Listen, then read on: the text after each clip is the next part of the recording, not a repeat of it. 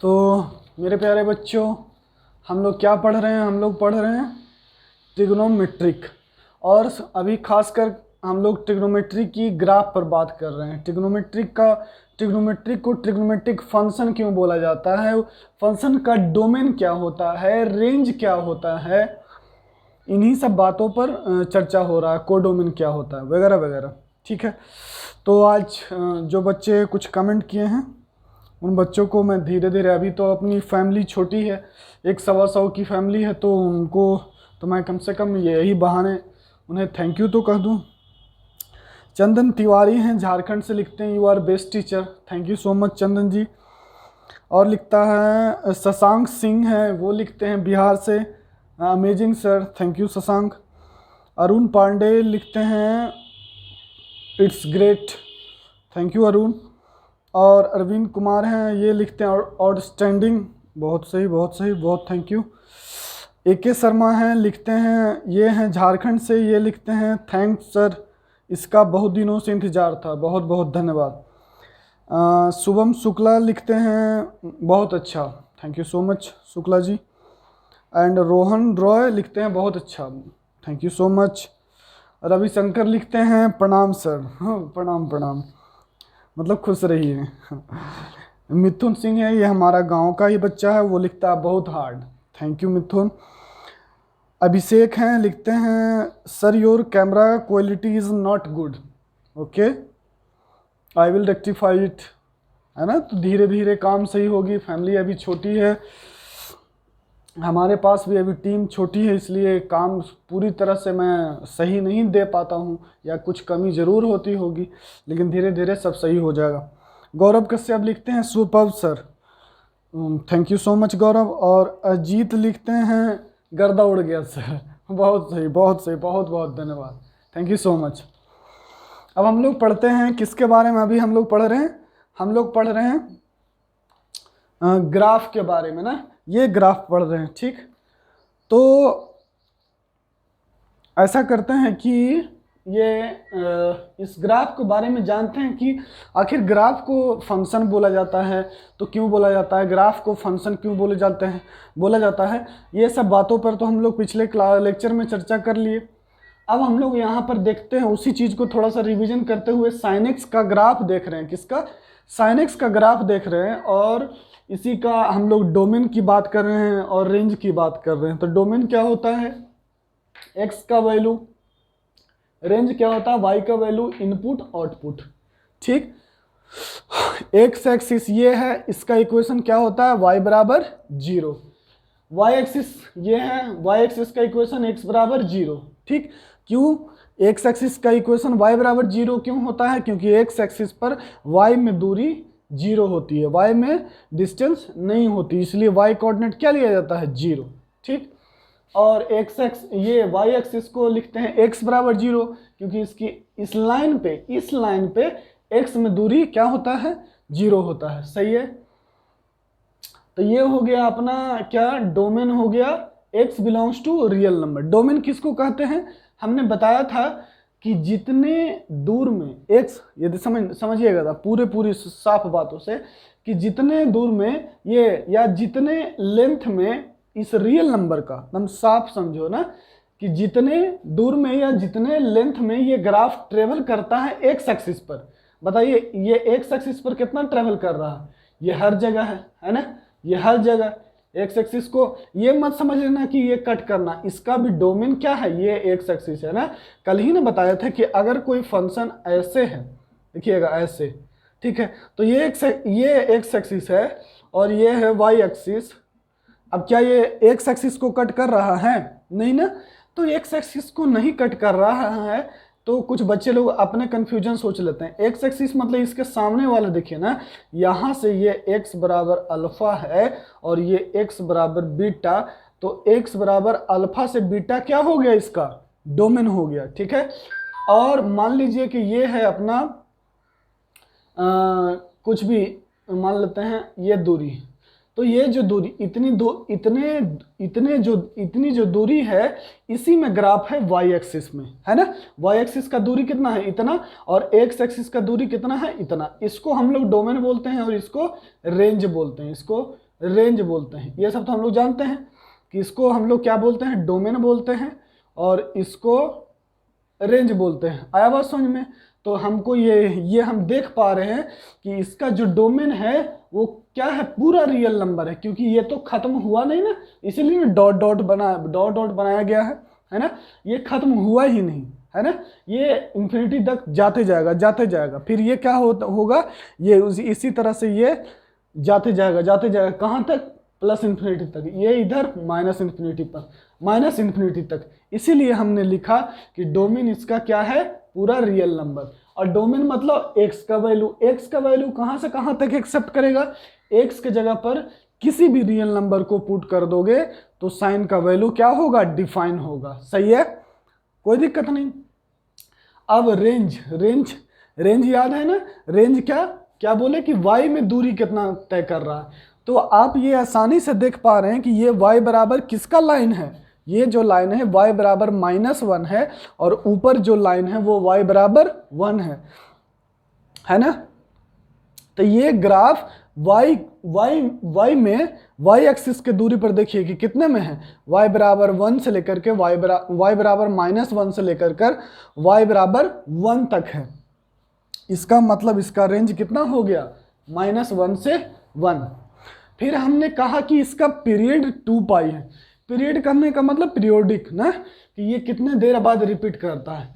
तो देखिएगा ये ऐसा ग्राफ इतना दूर तक, फिर ऐसा ग्राफ यहाँ तक, मतलब सेम ग्राफ रिपीट कर रहा है कितना देर के बाद। इसका लंबाई कितना है, 2π। इसका लंबाई क्या है, 2π। फिर इसका लंबाई क्या होगा, 2π। मतलब ऐसा ही करके देखिए, इसका लंबाई क्या है, 2π, 0 से लेकर -2π, मतलब पीरियड इसका क्या हो जाएगा, 2π। मतलब कहने का मतलब है कि 2π लेंथ पर, या कोई बच्चा सोचेगा, ध्यान से देखना, कोई बच्चा सोचेगा कि अच्छा सर आप पीरियड 2π बोल रहे हैं, लेकिन अगर हम ऐसे लें तो देखो, ऐसे लो, ऐसे भी रिपीट करेगा। ये इसका लंबाई कितना, इधर पाई और इधर -π, तो पाई लंबाई इतना और पाई लंबाई इतना, 2π। तो 2π लंबाई के बाद ध्यान दीजिएगा कि एक्स एक्सिस में 2π लंबाई के बाद ये फिर से क्या करेगा, रिपीट। देखिए ऐसा जैसा ये ग्राफ है, फिर से ऐसा ये ग्राफ है, 2π। ठीक है, तो हम ये बात को समझ पा रहे हैं कि ये कितने देर बाद, कितने लंबाई के बाद, 2π लंबाई के बाद, 2π लेंथ के बाद ये अपना नेचर को रिपीट कर रहा है। मतलब ग्राफ क्या हो रहा है, रिपीट कर रहा है। इसी को हम लोग क्या बोला जाता है, पीरियड बोला जाता है। इसीलिए हमने लिखा इसका sin x का पीरियड कितना हो गया, 2π। सही है। अब देखिए, अब आप लोग को याद होगा, अब हम लोग इसका आगे का क्वेश्चन करने का कोशिश करते हैं। ठीक है, चलिए। तो अब देखिए, अब इसमें सवाल या क्वेश्चन बनेंगे वो किस किस प्रकार के बनेंगे उस पर हम लोग बात करते हैं। ठीक, देखना। चलो इसको मिटा रहे हैं। अब तो आप लोग को डोमेन, रेंज सब कुछ पता है। ठीक, अब देखिए जैसे sin x क्या हो गया, अब बताइए y बराबर -1 से 1, y बराबर, y कहाँ से कहाँ है, y -1 से 1, मतलब कि sin x, y का वैल्यू कितना है, sin x, तो sin x का वैल्यू कहाँ से कहाँ होगा, -1 से 1। एक तो बात यही इंपॉर्टेंट हो गया कि sin x का वैल्यू कम से कम कितना होता है, मिनिमम कितना होता है, -1 और मैक्सिमम 1, मिनिमम -1 और मैक्सिमम 1। सही है, चलिए इतना तक आप नोट कर लिए।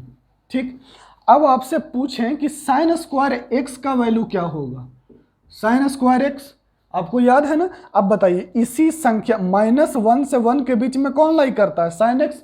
अब इसका होल स्क्वायर कर दीजिएगा, तो -1 से 1 के बीच में सभी रियल नंबर को यदि आप होल स्क्वायर कर दिए तो वो क्या हो जाएगा मेरा बच्चा, निगेटिव वाला भी पॉजिटिव बन जाएगा। तो मिनिमम मान इसका कितना होगा, मिनिमम मान कितना होगा, 0। कितना होगा, 0। और मैक्सिमम मान कितना होगा, 1। बताओ, -1 से 1 के बीच में ऐसा कौन सा संख्या है जिसका होल स्क्वायर करोगे तो मिनिमम आएगा, वो तो सिर्फ 0 है। जीरो को होल स्क्वायर करेंगे तो जीरो आएगा। अब कोई बच्चा सोच रहा होगा कि -1 से 0 के बीच में माइनस आधा ले लेंगे, माइनस हाफ ले लेंगे, तो माइनस हाफ का होल स्क्वायर कर दोगे तो वो 1/4 हो गया। तो वो 1/4 तो इसका मिनिमम वैल्यू नहीं ना है, क्योंकि इसका वैल्यू मिनिमम -1 से 1 के बीच में जीरो भी है, तो उसका होल स्क्वायर कर देंगे तो वो तो जीरो हो जाएगा ना।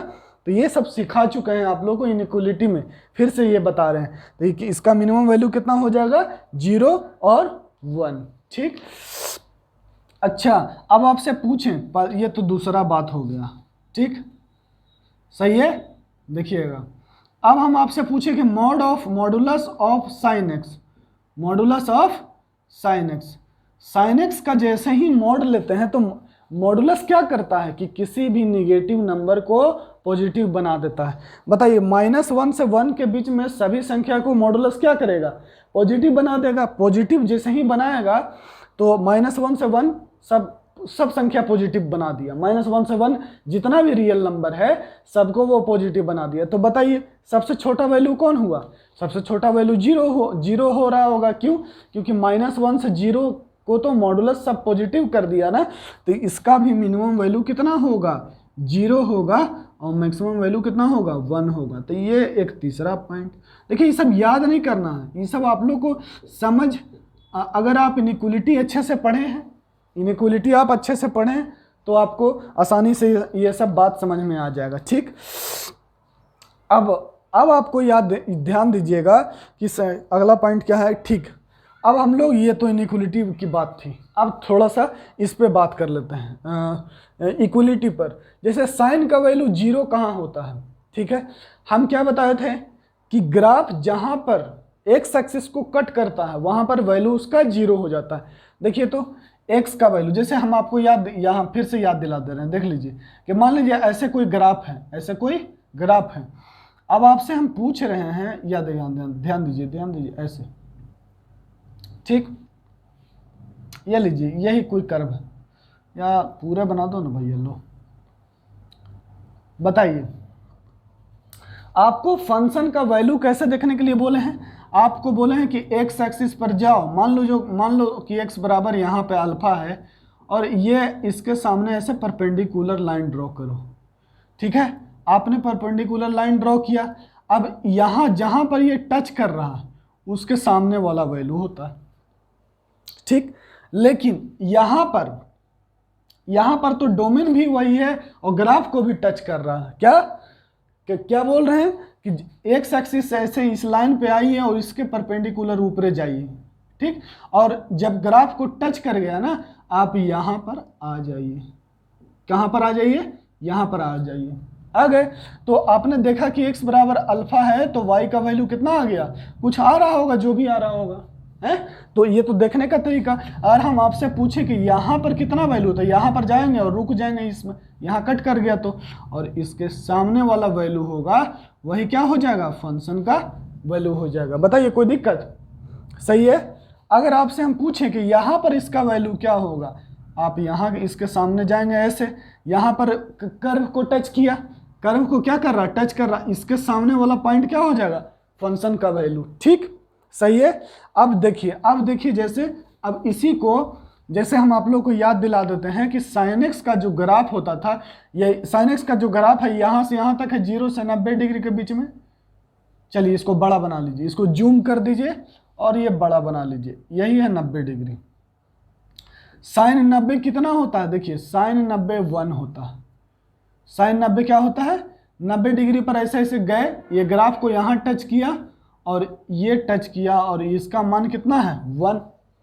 अब बताइए साइन 0 0, साइन यहाँ क्या है, x बराबर 0 डिग्री, 0 डालिए, ग्राफ को भी यही टच कर रहा है तो 0 का मान 0।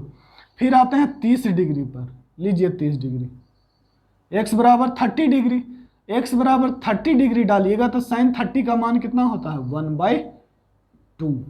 सही है, साइन 30 का मान 1/2।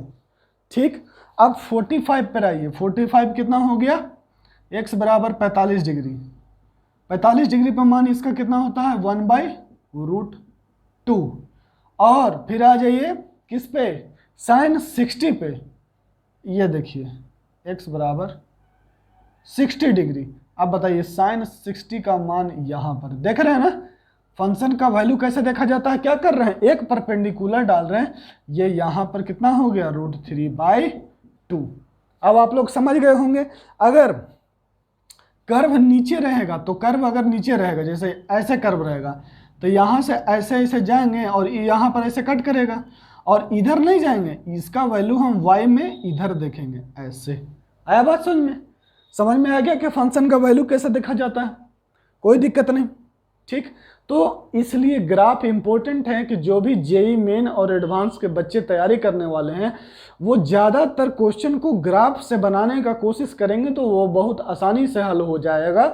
और अभी तो तत्काल आपको ग्राफ याद करना होगा, और कोई बच्चा सोचेगा कि सर अभी हम मान लीजिए कि साइन का ग्राफ याद कर लेते हैं, कोस का ग्राफ याद कर लेते हैं तो 2 साल याद रह जाएगा। हाँ, ऐसा हो जाएगा, इसलिए कि अभी तो आप लोग को क्वेश्चन करवाएंगे बहुत सारा इस पे, साइन कोस टेन पे, सब पे।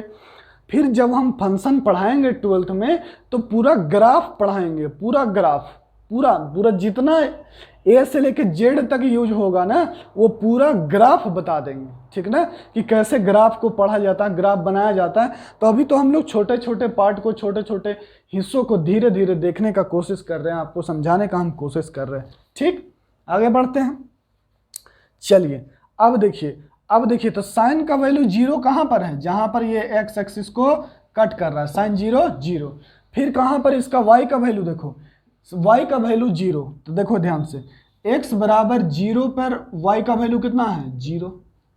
देखो x कर्व, देखो कर्व की जगह 0 डाला तो y की वैल्यू 0, x के जगह पर पाई डालो तो y का वैल्यू, ये तो कर्व को भी यहीं पे कट कर रहा है ना, कर्व को भी क्या हुआ देखिए ये ऐसे है, मान लीजिए तो ये कर्व को आप लिए x बराबर पाई, तो कर्व को तो क्या करते थे कि हम लोग ऐसे ऐसे जाते थे और इस पे टच करवाते थे, लेकिन यहाँ पर तो कोई पॉइंट ही नहीं, यहाँ पर तो खुद कर्व उसी पॉइंट से पास कर रहा, ठीक है। इसीलिए हम कहते हैं कि कोई कर्व जहां पर एक्स एक्सिस को कट करता है वहां पर फंक्शन का वैल्यू 0 हो जाता है। जैसे आप देखिए तो y बराबर x, सिंपल y बराबर x, मान लीजिए y बराबर x। अब बताइए x का ये कर्व है y बराबर fx, कोई फंक्शन है fx बराबर x, ये कहां पर 0 हो रहा होगा 0 पर, y का वैल्यू 0 कहां पर है 0 पर, x 0 डालेंगे तो y 0। तो हमको बात समझ में आ रहा है कि अच्छा ये जो स्ट्रेट लाइन है ये कट भी क्या कर रहा है, ये कट भी यही कर रहा है ना, एक्स एक्सिस को कहां पर कट कर रहा है, जहां पर कट कर रहा है वहीं पर y का वैल्यू क्या है 0। आया बात समझ में। तो उसी तरह से एक बल्कि लिख सकते हैं आप नोट करके कि जहां पर कर्व एक्स एक्सिस को कट करता है वहां पर फंक्शन का वैल्यू 0 होता है, जहां पर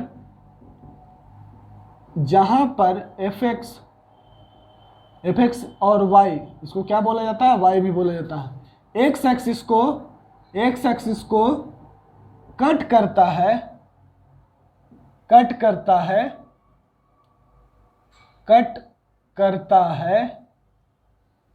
वहां पर फंक्शन का वैल्यू 0 हो जाता है। क्यों 0 हो जाता है पता है, फंक्शन का वैल्यू 0 हो जाता है, 0 हो जाता है, ठीक है। आया बात समझ में। अब बताइए तो जहां पर कोई कर्व कौन सा है, ये ग्राफ किसका, ये जो कर्व है यही क्या है y बराबर साइन x, ये आपको पता है ये जो कर्व है, और ये कर्व एक्स एक्सिस को कहां पर कट कर रहा है 0 पर, पाई पर, 2 पाई पर, 3 पाई पर, है ना। आप बात को समझ पा रहे हैं कि जो ये कर्व है ना, ये ठीक है। तो ये जो कर्व है वो एक्स एक्सिस को कहां पर कट कर रहा है 0 पर, पाई पर, 2 पाई पर, 3 पाई पर, यहां पर ये एक्स एक्सिस को कट कर रहा है, और यहां पर साइन का वैल्यू क्या है 0 है, यहां पर साइन का वैल्यू 0 है।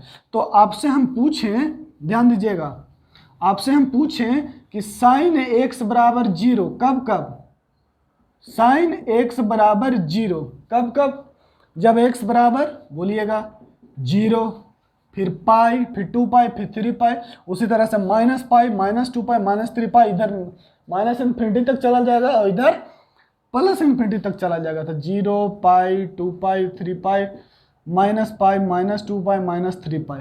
तो ऐसे न लिख करके इसको, और हम बताए हैं ना पिछले लेक्चर में बताए हैं कि आप क्या लिख सकते हैं, x बराबर n पाई, x बराबर n पाई, जहां पर n क्या होगा, इंटीजर होगा।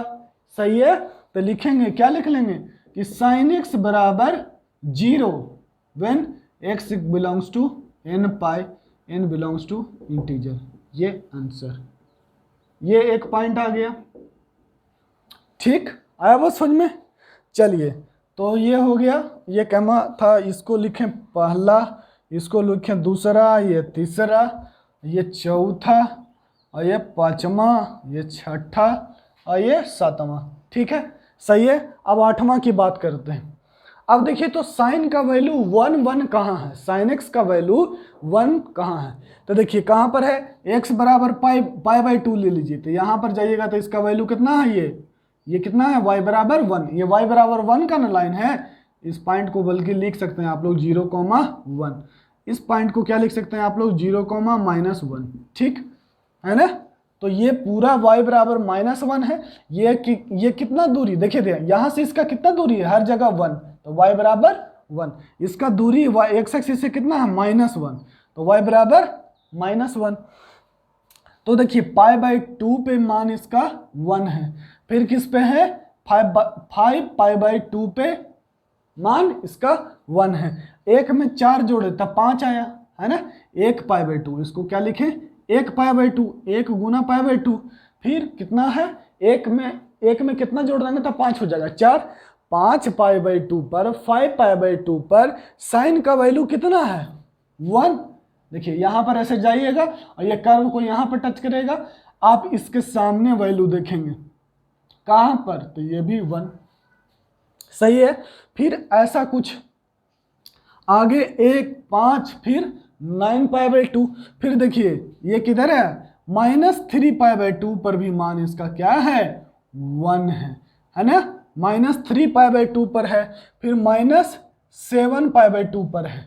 ठीक, अब अगला पॉइंट 8वां में लिख रहे हैं हम लोग कि साइन एक्स का मान 1 कब है, ये देखने का कोशिश कर रहे हैं कि साइन एक्स का मान 1 कब है, तो x बराबर पाई/2, फिर कितना 5 पाई/2, फिर कितना आगे 9 पाई/2, 1 में 4 जोड़ा था 5, 5 में 4 जोड़ो तो 9, और फिर 1 में से 4 घटाओ, 1 में से 4 घटाओ तो कहाँ कितना पर है, -3 पाई/2 पर, फिर कितना है, फिर है -7 पाई/2 पर। तो कहने का मतलब, अब इसको लिखने का तरीका बताए थे ना, इसको लिखने का तरीका हम क्या बताए हैं, इसको लिखने का तरीका हम ये बताए हैं आप लोग को कि इसका क्या लिखते हैं, x बराबर 4n + 1 पाई/2। देखिए होता क्या है, जैसे ऐसे ये -∞ से +∞ तक आ रहा। अब बताइए -7 में कितना जोड़िएगा तो -3 हो जाएगा, 4, -7 प्लस -पाई/2 तो छोड़ दीजिए, -पाई/2 क्या है, कॉमन है हर जगह, पाई/2 कॉमन है, पाई/2 हर जगह कॉमन है, तो पाई/2 रखिए। -7 में कितना जोड़िएगा तो -3 हो जाएगा, 4 जोड़ेंगे तो -7 + 4 -3, -3 में 4 जोड़िएगा तो क्या हो जाएगा, 1 पाई/2, है ना। फिर 1 में 4 जोड़िएगा तो 5 पाई/2, 5 में 4 जोड़ेंगे तो 9 पाई/2, इसीलिए हमने लिखा है। और हमने आपको बताया था कि x बराबर इसको क्या लिखते हैं, 4n + 1 pi plus n belongs to integer. क्यों, क्योंकि देखिए n बराबर 0 डालिए तो पाई/2, n बराबर 0 डालिए तो पाई/2, n बराबर 1 डालिए तो 5 पाई/2। इंटीजर इसका बहुत बड़ा रोल होता है, आप लोग इसको हल्के में मत लीजिएगा ना। n बराबर इंटीजर तो n बराबर 0 तो पाई/2, n बराबर 1 तो 5 पाई/2, n बराबर 2 तो 9 पाई/2, n बराबर -1 तो -3 पाई/2, n बराबर -2 तो -7 पाई/2 एंड सो ऑन। मतलब -3 0, मतलब इसमें n इंटीजर क्या होता है, 0 1 2 3 4, फिर कहाँ तक, +∞ तक, -1 -2 -3 -4 -5 -1 -2 -3 -4 -5 -6, ऐसे चला जाएगा -∞ तक, और इधर से कहाँ चला जाएगा, +∞ तक। सही है, तो ये एक बात समझ गए। 8वां पॉइंट हो गया होगा। अब 8वां पॉइंट को समझे तो अब इसको मिटा रहे हैं ना, अब इसको मिटा रहे हैं, जो इस सब का जरूरत नहीं है। अब तो आप लोग इसको नोट कर लिए होंगे। 8वां में हम लोग क्या सीखे कि sin x बराबर 1 देन x बराबर 4n plus 1 pi by 2 where n belongs to integer. हम लोग इसको फिर से पढ़ेंगे ट्रिग्नोमेट्रिक इक्वेशन में, इसलिए कोई बच्चा घबराएगा नहीं कि सर बहुत ज़्यादा है अभी ही बता दे रहे, नहीं।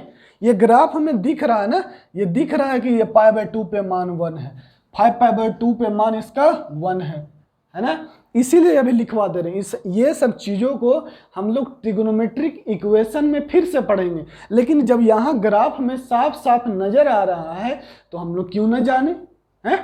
हम लोग यहीं पर जान लेंगे तो क्या दिक्कत होगा, फिर आएगा फिर पढ़ लेंगे, फिर रिवीजन हो जाएगा, ठीक है। तो एक ये भी पॉइंट है, ये क्या पॉइंट है, 8वां पॉइंट। ऐसे ऐसे बॉक्स में भरिएगा ना, हाँ, और रेड पेन से या कुछ ब्लैक पेन से, मैंने 2 कलम यूज कर लीजिएगा, ठीक। चलिए सही है। अब देखिए, अब ये हो गया 8वां। चलिए अब यहाँ से तो ये हो गया, सब सही हो गया। हाँ, एक बचा है साइन का वैल्यू -1। अब देखिए 8वां हो गया, अब हम 9वां पर डिस्कस करने जा रहे हैं, इसको भी मिटा रहे हैं, आप लोग लिख लीजिएगा वीडियो पॉज करके, ठीक। देखिएगा अब क्या कह रहा है कि sin x बराबर -1, इसका साइन का वैल्यू -1 कब कब होगा, तो -1 कब कब होगा, तो हमको दिख रहा है कि अच्छा 3 पाई बाय 2 जाएंगे तो इसके सामने कौन है, y का वैल्यू -1, x का वैल्यू 3 पाई बाय 2 तो y का वैल्यू -1, x का वैल्यू 7 पाई बाय 2 तो -1, x का वैल्यू -पाई बाय 2 तो -1, x का वैल्यू -5 पाई बाय 2 तो -1, ठीक है।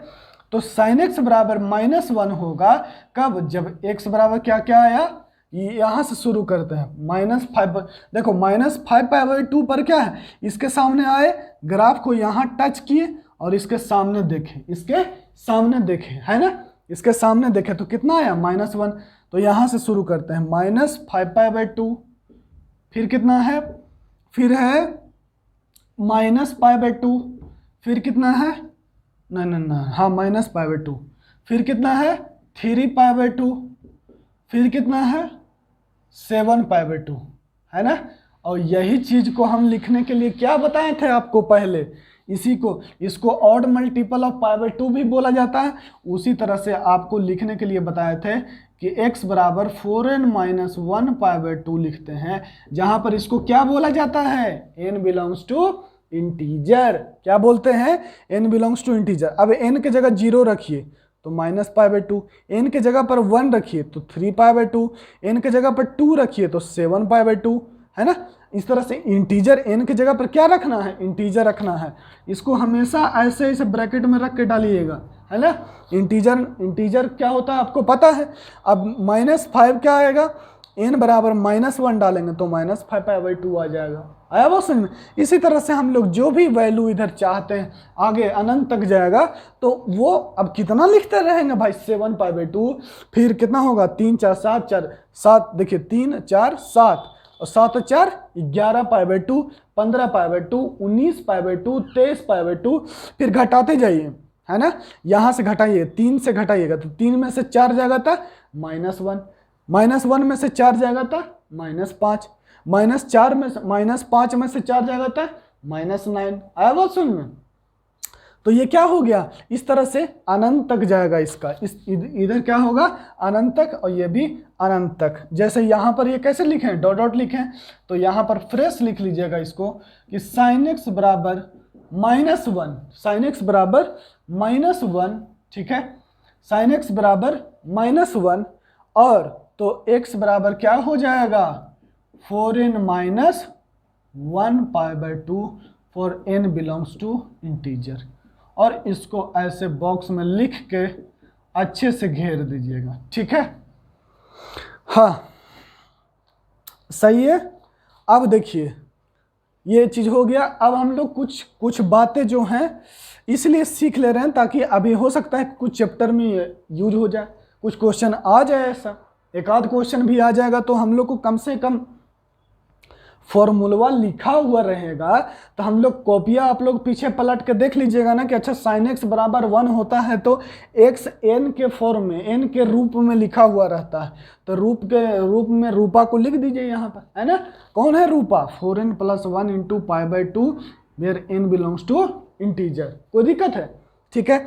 और या साइन एक्स बराबर -1 रहेगा तो एक्स बराबर क्या लिख लीजिएगा 4n - 1 π/2। यहाँ तक नोट कर लीजिए, तो फिर आगे 2-3 चर्चा और करेंगे हम लोग, ठीक है। लेकिन ये सब चीज़ों से घबराइएगा नहीं, हम ये सब ग्राफ को देख देख करके लिख रहे हैं कि साइन एक्स 1 कब है, साइन एक्स -1 कब है, ठीक है ना। और इसकी चर्चा टेंशन नहीं लेना है, इसको फिर से हम लोग ट्रिग्नोमेट्रिक इक्वेशन में, ट्रिग्नोमेट्रिक इक्वेशन जब पढ़ेंगे, है ना, तब हम लोग इसको फिर से करेंगे, ठीक है ना। तो एक बार तो अभी कर रहे हैं, एक बार रिवीजन के रूप में, वहाँ पर अच्छे अच्छे क्वेश्चन, वहाँ पर इतना छोटा सवाल नहीं आएगा ना, वहाँ पर बहुत बड़ा बड़ा सवाल आएगा, इसीलिए इसको करना जरूरी होगा, उसीलिए इसके लिए स्पेशल चैप्टर बनाया गया है। कोई बच्चा बोलेगा सर साइन एक्स बराबर अगर 1/√2 हो गया तब, अरे उसका भी मामला होगा, लेकिन तत्काल अभी छोटा छोटा पार्ट हम लोग लिख ले रहे हैं ताकि थोड़ा सा कहीं ग्राफ को भी सुंदर लगे ना, कि ग्राफ में क्या क्या लक्षण है, ग्राफ के क्या क्या रूप हैं, है ना, वो सब सीख लेंगे यहाँ पर, ठीक है ना, तब आगे बढ़ेंगे। ग्राफ का पूरा नौटंकी देख लिए कि डोमेन क्या होता है, रेंज क्या होता है, पीरियड क्या होता है, और साइन का वैल्यू 0 कब होता है, 1 कब होता है, -1 कब होता है, 1 कब होता है, ऐसा कुछ सीखे। फिर बचा चलिए अब देखिए, अब यहाँ से कुछ क्वेश्चन को समझने का कोशिश कीजिएगा। मान लीजिए कि साइन एक्स बराबर 0 हो गया तो n पाई। अच्छा चलिए इसको डिटेल में जाएंगे, क्योंकि हम तो यहाँ लिख चुके हैं डिटेल में, लेकिन आप लोग को सोच रहे हैं कि डिटेल में यहाँ पर पूरी डिटेल ना दें, पूरा डिटेल में हम लोग जाएंगे ट्रिग्नोमेट्रिक इक्वेशन में, यहाँ तक ठीक है। अब आगे लिखिएगा 10वां पॉइंट, ठीक, देखिए 10वां पॉइंट सीखेंगे, ये सब बेसिक बात है, और फिर से हम लोग ट्रिग्नोमेट्रिक इक्वेशन में इसको सीखेंगे। क्या है, कहता है कि साइन एक्स बराबर, मान लीजिए कि साइन एक्स बराबर, हाँ देखिए अभी जो लिख रहे हैं उसको चुपचाप लिख लीजिएगा, इसको सिर्फ नोट कर लेना है, ठीक है। लिखते हैं कि sine x is greater than 0, तो x हो जाएगा कहाँ से कहाँ, 0 से पाई, y बराबर sine x is greater than 0, तो x कहाँ से कहाँ, 0 से पाई, तो x पीरियोडिक होता है तो 2n पाई ऐड कर दीजिए, इसको लिख लीजिए। हम इसको समझा भी देते हैं, लेकिन आपको नहीं समझ में आएगा, इसकी पूरी गारंटी तो हम नहीं लेते हैं, लेकिन कुछ बच्चा लोग को समझ में भी आएगा, जिनको समझ में आएगा वो भी ठीक, जिनको नहीं समझ में आएगा वो भी ठीक। हाँ देखिएगा, साइन 0 से बड़ा कब है, y का वैल्यू 0 से बड़ा कब है, तो देखिए मात्र इतने दूर में देखिए, आप इतना ज़्यादा मत जाइए, आप इतने दूर में देखने का कोशिश कीजिए, इतना ही दूर में, ठीक है। अब इतना से दूर में आप यहाँ से यहाँ देख रहे हैं, तो इतना में पता चल रहा है y का वैल्यू किधर 0 है, ऊपर, यहाँ से लेकर के यहाँ तक क्या है, y का वैल्यू 0 है, यहाँ से यहाँ तक y का वैल्यू माने 0 से बड़ा है, 0 नहीं, y से वैल्यू कहाँ है, इधर ही ना y, देखिए ये सब जो पॉइंट है ये सब y का वैल्यू कहाँ है। अब ये मात्र इतना ही इंटरवल में देखिए, तो x कहाँ से कहाँ है, 0 से पाई, ठीक है। और तो ये पीरियोडिक होता है किससे, पाई से, इसीलिए 2n पाई से ऐड कर देते हैं और आंसर लिखते हैं ऐसा कुछ, ठीक है। बस अभी लिख लीजिए, ज़्यादा इसको अभी नहीं समझा रहे, इसको हम लोग फिर से ट्रिग्नोमेट्रिक इक्वेशन में समझेंगे। अब एक फार्मूला और है, जो भी 10वां 9वां जो भी था उसको नोट कर लीजिएगा, और इस पर ध्यान नहीं देना है, बस समझ लेना है, जितना समझ में आया काफ़ी है। 11 साइन एक्स बराबर साइन अल्फा एक्स बराबर n pi -1 to the power n alpha, ठीक है, ठीक है। जहां पर n क्या है, इंटीजर है, n जहां पर क्या है, इंटीजर। अब देखिए इसको कि n pi plus -1 to the power n alpha, देखिए इसको अभी आप लोग लिख लीजिए, और इसको हम लोग पढ़ेंगे ट्रिग्नोमेट्रिक इक्वेशन में, मतलब कि जस्ट एक चैप्टर बाद, ठीक। तो ये 2 पॉइंट है, ये तो समझ गए होंगे, लेकिन इसमें थोड़ा सा दिक्कत हो रहा होगा, लेकिन समझाएंगे हम, टेंशन नहीं लेना, ठीक। अब यही था साइन एक्स का। फिर अब हम लोग किसके लिए ग्राफ बना लेते हैं, कॉस एक्स का, ठीक। तो देखते हैं ग्राफ ऑफ कॉस एक्स, लिखिएगा y बराबर f x equals to cos x, y बराबर f x equals to cos x, कहना है भैया, हाँ ठीक, ठीक है ना भैया, बोलो मजा आ रहा? ग्राफ से पढ़ो मैथमेटिक्स को। मैथमेटिक्स को किससे पढ़ेगा? तब ना इंजीनियर बनेगा हो, कि बकलोल जैसा एक ही काम को खाली करते रहोगे कि sine square theta plus cos square theta बराबर 1, तो प्रूफ कर दो। उसमें कुछ आइडेंटिटी दे दिया, उसी में गुना कर दिया, रेशनलाइज कर दिए। ए प्लस बी का होल क्यों अभी तक नहीं याद है, ए प्लस बी का होल स्क्वायर नहीं याद है, ए माइनस बी का होल क्यों नहीं याद है, कैसे काम चलेगा? A cube plus B cube plus C cube minus 3abc बराबर A plus B plus C into है, ऐसे करेगा ना यार, तब गर्दा उड़ा देना है ना भैया।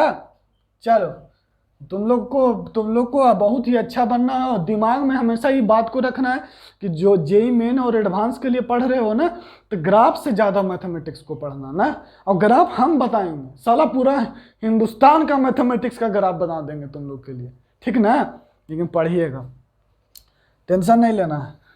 चलिए लिखिए y बराबर cos x, y बराबर cos x। और भैया हम इसको तो इसी को चेंज कर देंगे ना, आप लोग को भले दिक्कत हो जाएगा। ये देखिए,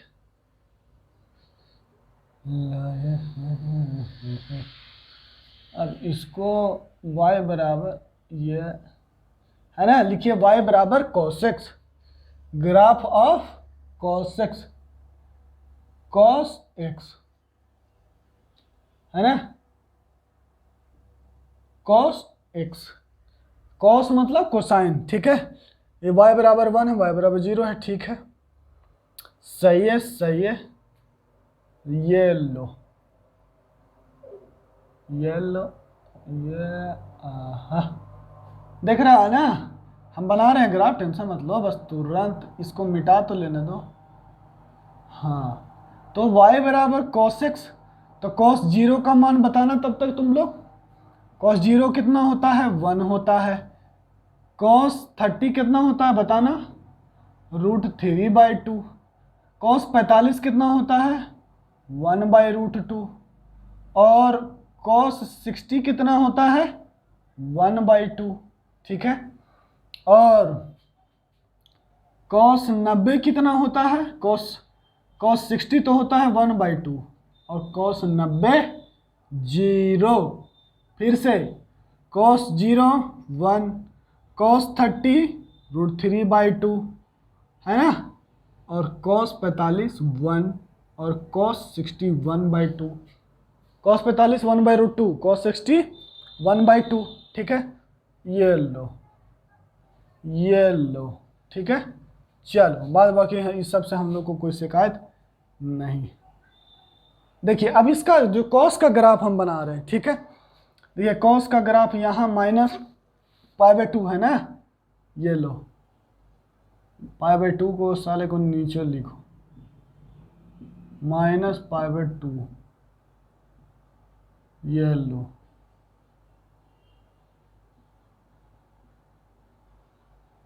ठीक।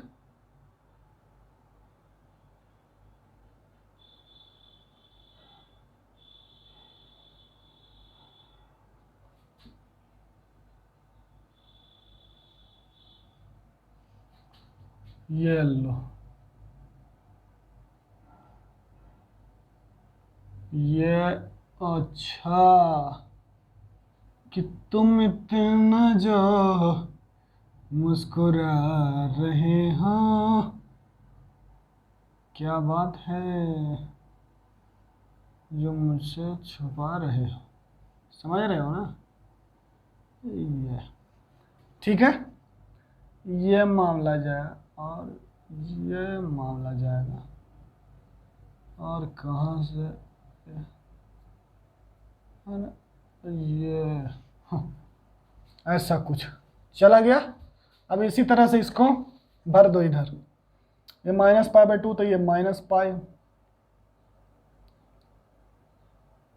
ग्राफ जितना सुंदर बनाने का कोशिश कीजिएगा ना, ठीक है। ये तो बोर्ड है इसलिए, नहीं तो कॉपी पर तो मेरा पेन सॉलिड चलता है ना। ये देखिए, ठीक। और ये फिर ये यूं -7π/2। देखिए एकदम आपके सामने ग्राफ बना रहे हैं, आप लोग भी देख देख के बनाइए। अब बाद बाकी हम चेंज कर देंगे ना, ग्राफ साथ साथ बनाइए, ठीक। -3 पाई माइनस, ओके, ये बन गया ग्राफ। ठीक है, और आप लोग भी ये ग्राफ बना लिए होंगे। तुम लोग तो कलम से बना रहे हो ना, तो और जल्दी बनाओगे। सही है, ठीक। अब देखना y बराबर cos x, बाद बाकी ये -π/2 और ये पाई, और ये कितना है, और ये कितना है, और ये जो होगा सो होगा, छोड़, ये -π, ये चलिए हो गया मामला फिट। चलो, तो y बराबर cos x, ठीक। डोमेन, इसमें भी वही डोमेन और रेंज तो फंक्शन का ना होता है। cos x आ जाने से क्या होगा, कुछ नहीं होगा। क्या लिखोगे, लिखोगे क्या कि डोमेन मतलब x का वैल्यू और रेंज मतलब y का वैल्यू। तो x कितना पर जा रहा है, देखो ये जा रहा है, x जा रहा है, और मतलब यहां पर भी डोमेन क्या होगा, इसका भोजन क्या होगा, डोमेन क्या हो जाएगा, पूरा real number, x belongs to real number. और इसको कैसे लिखेंगे, x बिलोंग्स टू r। फिर इसका रेंज, रेंज क्या लिखेंगे कि y बिलोंग्स टू, y कहां से कहां के बीच में है, देखिए तो y बराबर -1 से 1 के बीच में। तो cos x का भी ग्राफ किसके किसके बीच में होता है, -1 से 1 के बीच में होता है। तो यहां से हम एक बात आप लोग को डायरेक्ट कह सकते हैं कि sin x और cos x का मान -1 से 1 के बीच में तैरता है। क्या करता है, स्विंग करता है। सही है, सही है। तो लिखेंगे कि y -1 से 1, और लिखेंगे, और इसको कैसे लिखेंगे सुंदर तरीके से, ऐसे। सही है, ठीक। चलिए अब हम लोग इसका जो लक्षण है उसके बारे में नोट करते हैं, और जैसे साइन में नोट किए थे, अब तो आप लोग को यहाँ पर आसानी होगा, है ना। चलिए कहाँ गया भैया, ये गया।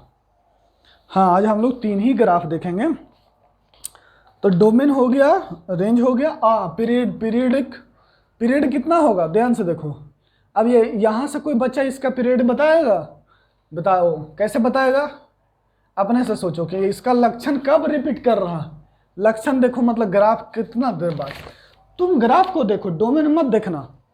ये देखो, ये लंबाई जो ऐसा ही ना sin x था, बस क्या होता है, ये इधर यहाँ पर ओरिजिन था ना, जो इतना है वही क्या है, ये इतना है। कहने का मतलब कि इसका भी पीरियड कितना, 3π/2 में से π/2 घटा दोगे तो कितना होगा, घटाओगे तो यह मतलब जोड़ दो, ये लंबाई इतना 3π/2, अरे 3.5 और ये आधा, कितना हो गया, 2 नहीं 3.5 है, ये 1.5 है, 3/2, 1.5 इधर और ये आधा इधर, तो 1.5 और आधा 2, और मल्टीपल क्या है, पाई। तो क्या लिखेंगे, इसका भी पीरियड कितना है, ये भी, ये जो ग्राफ है ये अपने लक्षण को कितने देर बाद रिपीट करता है, 2π के बाद। कोई बच्चा बोलेगा सर यहाँ से बताइए ना सर, यहाँ से लो, 0 से 2π ये है। जैसा ये ग्राफ इधर है वैसा ही ये ग्राफ इधर है, -2π से 0 में, फिर 0 से 2π में, ये देखो ऐसे, है ना। अब बस सुन में, तो हम लोग ये बात देख पा रहे हैं, क्या देख पा रहे हैं, लिखेंगे पीरियड क्या हो गया इसका, 2π। ठीक, समझ में आ गया होगा ना, इसमें तो कोई दिक्कत नहीं है। चलिए अब देखिएगा कि cos स्क्वायर x का मान भी क्या होगा, तुम लोग बताओ, cos स्क्वायर x का मान क्या होगा, बताना। इसका भी मान क्या होगा, 0 से 1 होगा, क्योंकि देखिए y बराबर y -1 से 1, और y का वैल्यू क्या है, cos x कहाँ से कहाँ है, -1 से 1, तो cos स्क्वायर x कहाँ से कहाँ, 0 से 1, यह हो गया पहला। अब y बराबर cos x, तो मॉड cos x का भी मान कहाँ से कहाँ, मतलब -1 से, सेम एक्सप्लेनेशन है ना। तो साइन वाले को पूरे अच्छे से ध्यान से सुनना, जो साइन वाले का ध्यान से सुनना। क्या बताए थे कि -1 से 1 के बीच में सभी संख्या को जब आप होल स्क्वायर कीजिएगा तो उसका मिनिमम मान कितना होता है, 0, और मैक्सिमम मान 1। उसी तरह से cos x पर जब मॉडुलस लगाओगे तो मॉडुलस क्या करता है, सभी निगेटिव नंबर को, -1 से 1 के बीच सभी निगेटिव नंबर को पॉजिटिव बना देता है। इसीलिए इसका भी मान कितना हो जाएगा, 0, और मैक्सिमम मान कितना हो जाएगा, 1। ठीक, कोई दिक्कत नहीं, सही है।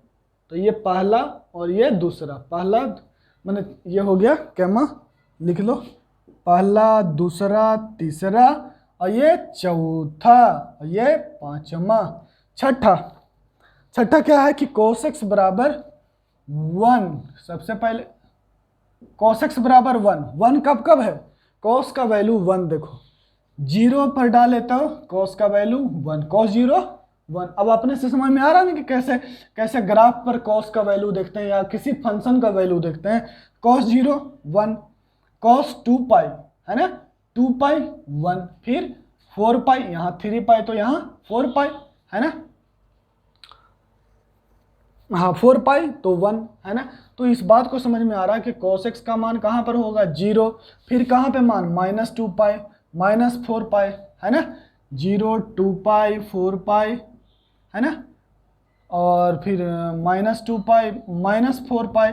आप देख पा रहे हैं ना कि cos का मान 1 कहाँ पर हो रहा है, ध्यान से देखो, cos 0 1, cos -2 पाई 1, cos -4 पाई, यहाँ से एक परपेंडिकुलर लाइन ड्रॉ किए, ये ग्राफ को यहाँ टच किया और इसके सामने वाला, ठीक है ना।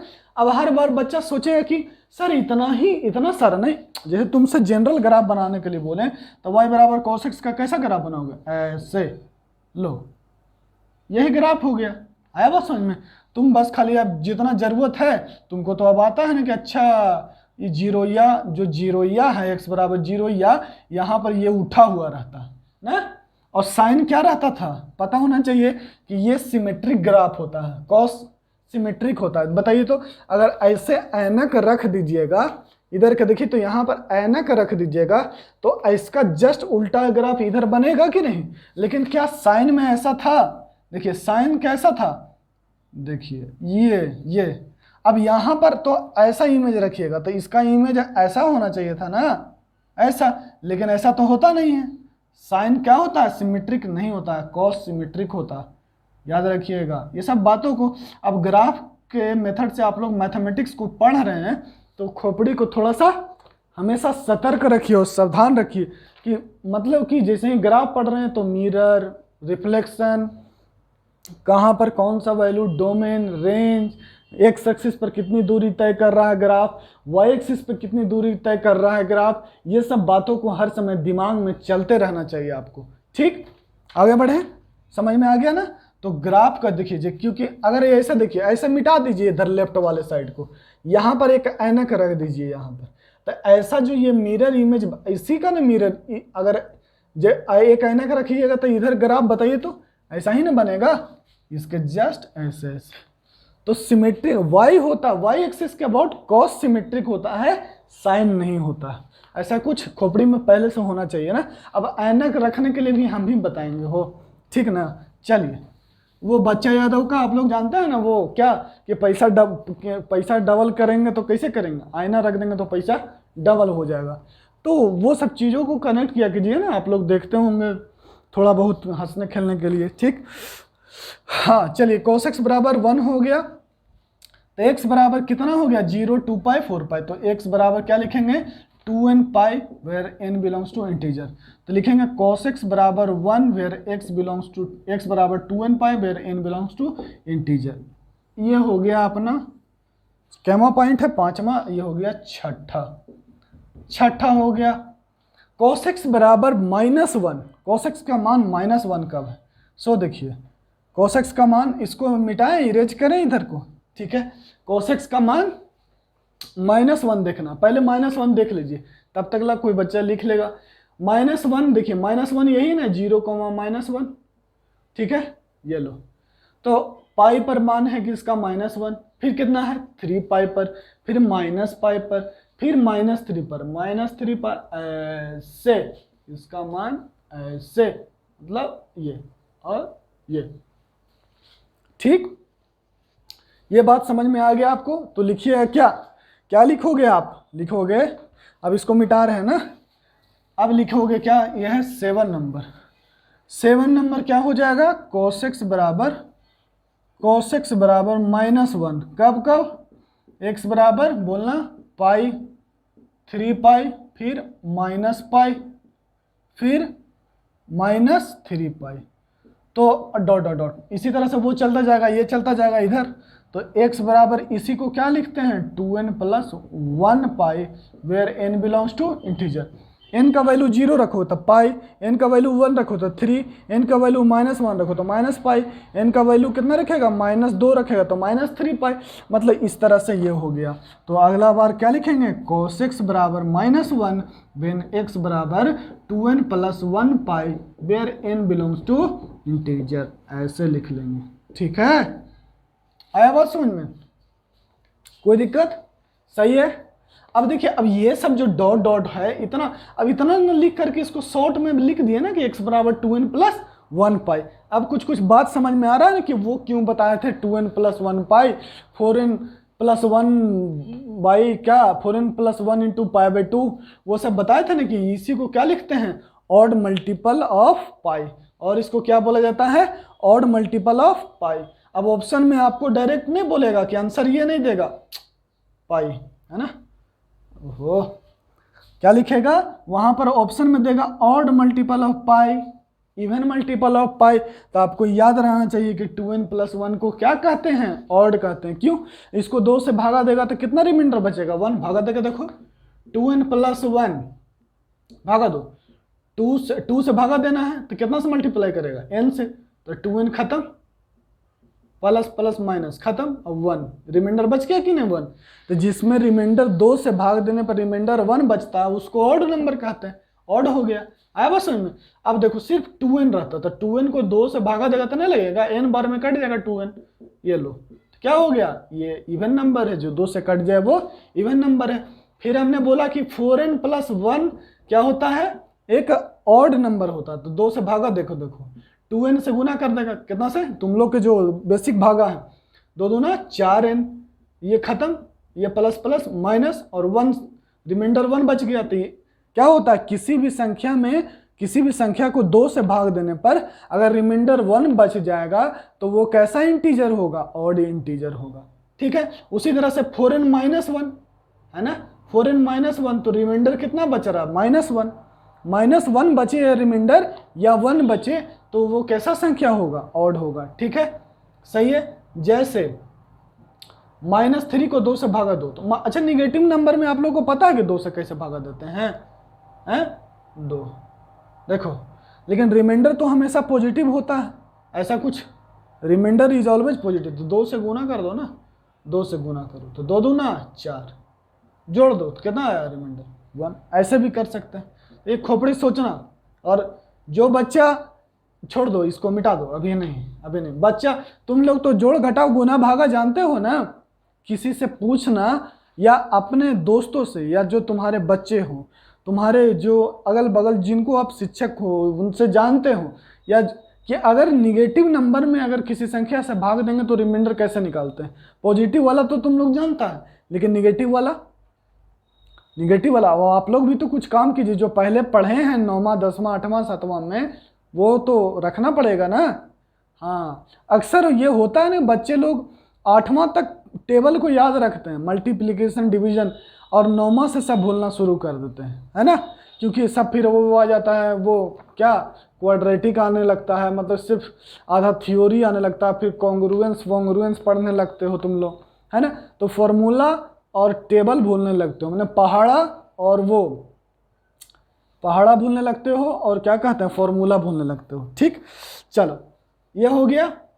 चलो तो cos x बराबर -1 और 7 1 8, cos x बराबर 0, cos x बराबर 0, cos 0 कब हो रहा है, मजेदार वाला अभी तो आ रहा है ना, कि cos का मान 0 कब होगा, cos 90, कहाँ पर cos, जो y बराबर cos x है वो कहाँ पर x एक्सिस को कट कर रहा है, कहाँ पे कट कर रहा है, यहाँ पर π/2 पर, 3π/2 पर, 5π/2 पर, 7π/2 पर, है ना। तो लिखेंगे x बराबर -π/2, देखो इधर -π/2, -3π/2, फिर किधर है -5π/2, -7π/2, डॉट डॉट डॉट, जब निगेटिव में चलते जाएगा, फिर ये π/2, फिर 3π/2, 5π/2, 7π/2।